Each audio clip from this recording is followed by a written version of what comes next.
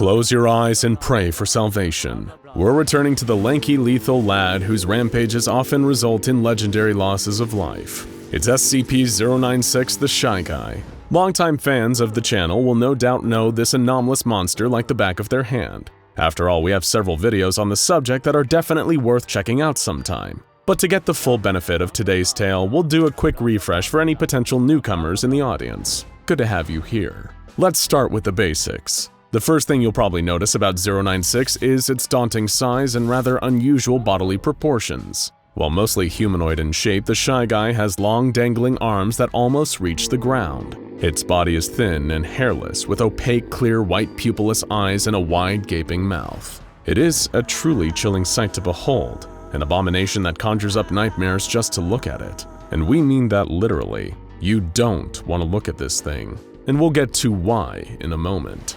SCP-096 doesn't really do much during an average day.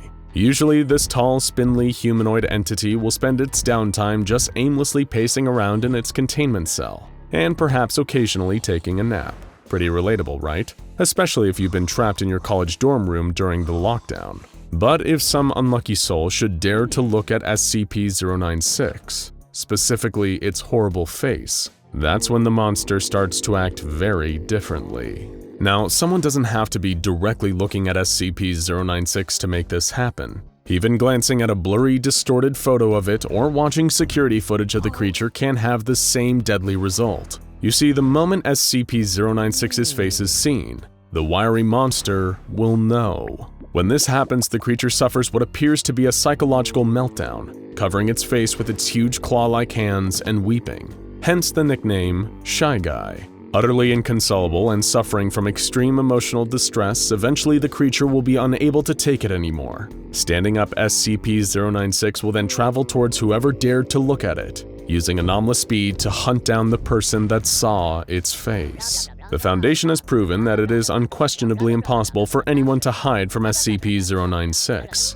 Literally nothing can stand in its path as it tracks down its victim. Not walls or locked doors. Even being aboard a boat in the middle of the ocean or in a plane in mid-air can prevent it from finding you. And when it does find you, it's not a pleasant sight. SCP-096 will kill the person that looked at it without leaving any detectable trace on their body. The monster is impervious to gunfire and all other forms of conventional weaponry. It can't be killed or even so much as harmed. Even if the Shy Guy is only seen as a tiny little speck in a photograph, this will be enough to trigger the creature's relentless defense mechanism. So because of this, the SCP Foundation's only real way to keep the creature safely locked up is in an airtight steel cube, with no security cameras or surveillance tools of any kind. All members of personnel are reminded that they are to never, ever look at it. But what if they could? What if somehow someone was able to neutralize SCP-096's anomalous abilities, or was resistant to being killed when the creature inevitably tracked them down? This is how the tale known as Picture Perfect begins. "What do you think, boys? Is she a beauty or what?" Dr. Clef proclaimed to a group of his fellow high-ranking Foundation researchers. The group looked in confusion and unease at what Clef had been referring to, namely a photograph that he just hung up on the wall of his office. A photo of what, though? Well, a 4-foot by 5-foot picture of none other than SCP-096, of course. Naturally, the other researchers shared a mixture of shock and dismay at what Clef had just done, as you would if one of your co-workers hung up a photo of a creature that could kill you just for looking at that said photo. We've lost a number of staff members from around the SCP-explained office that same way. Let's just say the Christmas party last year was not that fun. Dr. Clef had long been one of the more enigmatic and mysterious scientists working at the Foundation, with the exception of the elusive and infamous O5 Council. Alto Clef was formerly an operative for the Global Occult Coalition, as well as being known to be a bit of a gun enthusiast and all-around crazy wildcard. Clef earned his own brand of infamy for his rumored practice of brutally decommissioning dangerous SCPs, and you can probably guess what we mean by that. He's the Foundation's go-to executioner and a specialist in dealing with reality-bending anomalies. Would you expect any less from an ex-GOC? Joining Clef in his office were the likes of Dr. Jack Bright, another infamous Foundation researcher.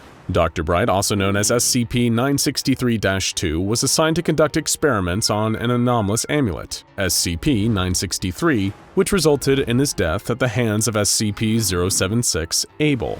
However, anomalous properties of the amulet gave Bright the ability to inhabit new bodies after his death. Specifically, anyone who also touches the amulet, which kills the host and allows Bright to take control of their body. While technically immortal, Dr. Bright isn't exactly stoked about that fact, often seeking out death and wanting to know exactly what it feels like. Also present at the unveiling of Dr. Clef's photo of SCP-096 was his friendly rival, Dr. Kondraki. While usually gruff and antisocial, Kondraki is an expert in perception-based anomalies, normally called upon by the Foundation to photograph SCPs that would otherwise be invisible or imperceivable. Dr. Cimmerian, a member of the Foundation's Ethics Committee, was also in the room as Dr. Clef proudly showed off his office's latest decoration. Perhaps the most outwardly strange researcher in attendance was Kane Pathos Crow, a scientist from the Foundation's research department who had been transformed into a Labrador Retriever after an experiment that, needless to say, went a bit awry. Crow must have been barking up the wrong tree on that one. Each of them expressed their reactions differently. Deeply exasperated, Dr. Cimmerian shook his head and began to question his recent decision to stop drinking.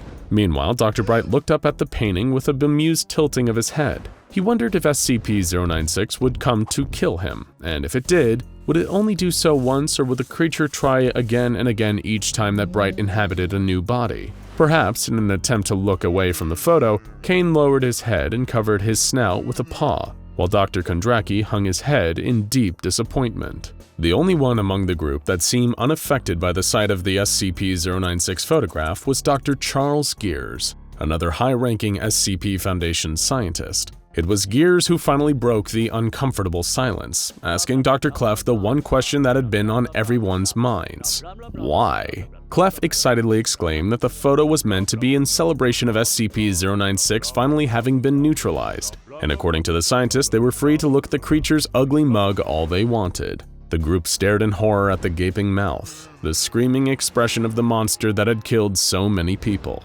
Not one of them shared in Dr. Clef's enthusiasm. Some, like Bright and Gears, simply argued that the picture was creepy, while others voiced far greater concerns. Kane argued that putting up a photo of SCP-096 was in poor taste, that it was massively disrespectful to all the unwitting victims that the Shy Guy had killed over the years. It was also reckless and dangerous, Dr. Cimmerian added. It had not yet been a full 24 hours since SCP-096's apparent death, and if the creature was somehow able to come back to life, it could kill every researcher in the office. By showing them this so-called masterpiece, Clef had put all of his co-workers' lives at risk. He shrugged off their concerns of the creature coming back to life, despite knowing that this was entirely possible. After all, it wasn't just anomalies and SCPs that could defy death. Most of the Foundation's higher-ranking staff were also capable of the same. Even some of the researchers in that very room had died at least once. Dr. Clef claimed that, should the worst happen and SCP-096 return to life,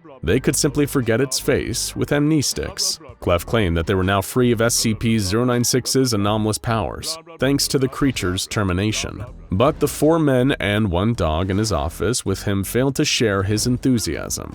The group then began debating why the Foundation even needed to neutralize SCP-096 in the first place, with its containment purely hinged on nobody ever looking at the creature. He could be contained by putting a sack over his head, Dr. Bright pointed out, met with murmurs of agreement from the others. That's where you're wrong, Jack. There could be photos of him from before he was contained, or someone could get a hold of the photos we already have of him, Dr. Clef argued back. If they did something like hack Markiplier's YouTube account, put that photo on the homepage, it'd be game over. The Shy Guy would breach containment with millions of -1s to kill all over the world, and that kind of rampage would guarantee he'd have cameras pointed on him 24/7. Exposure would grow exponentially until the bastard slaughtered most of the civilization. As far as I'm concerned, he should have been classified as Keter from the start. But Bright argued back, stating that the Foundation had no real cause to kill SCP-096. They already had a clear understanding that the Shy Guy's anomalous behaviors were only even triggered by somebody observing it, and preventing that from happening was pretty easy.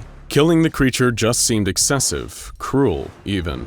Cimmerian chimed in again, saying that killing SCP-096 was something the Global Occult Coalition would do, and the Foundation still hadn't learned all they could about 096. Could someone survive looking at the creature if they were in space or another dimension? Now no one would ever know. On top of that, Dr. Gears pointed out that the Foundation had no clue what SCP-096's exact origin was, where the creature had come from, if it was the only one of its kind, or whether it was a part of a species of similar monsters. If more beings like the Shy Guy could exist in the future, they could cause a global catastrophe. But despite all the points raised by his colleagues, Dr. Clef didn't want to hear any of what they had to say. Alright, I hear what you're all saying, but shut up! The Shy Guy was a sword of Damocles dangling over the whole world. We killed him, and we're gonna celebrate that by doing the one thing we could never do while he was alive. Looking at his face each and every day for the rest of our lives, so that we never forget what we've won and could have lost. The 4 researchers and the one who had been turned into a dog all took a moment to consider Clef's argument,